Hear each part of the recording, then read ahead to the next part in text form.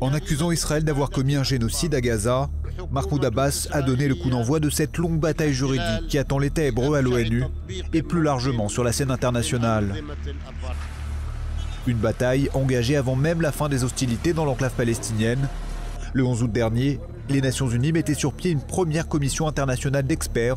Son objectif, sans équivoque, enquêter sur les éventuels crimes de guerre et autres violations commis pendant l'opération israélienne. À la tête de cette instance, le Canadien William Schabas, ici à l'image en mars dernier, lors d'une audience à la Cour internationale de justice de La Haye, une figure du droit international, connue aussi pour ses positions tranchées à l'égard d'Israël. Je suis disposé à évoquer la question des crimes contre l'humanité, des crimes de guerre, des crimes d'agression. Chacun d'entre eux, et je peux le démontrer, ont été perpétrés à diverses périodes de l'histoire d'Israël. Mais au-delà d'Israël, c'est son Premier ministre qui est dans la ligne de mire de William Schabas.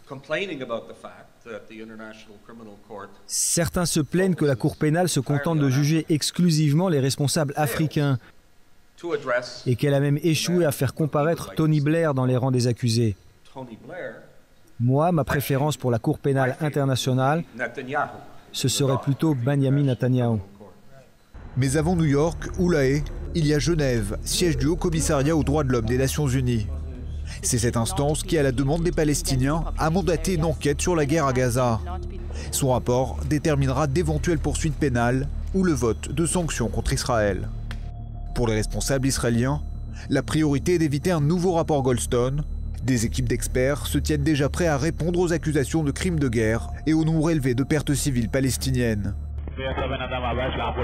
Mais la stratégie de l'État hébreu ne se veut pas uniquement défensive. Preuves à l'appui, comme ces cartes et images abondamment utilisées au plus fort de l'offensive, Israël entend prouver que le seul vrai coupable à Gaza, c'est le Hamas.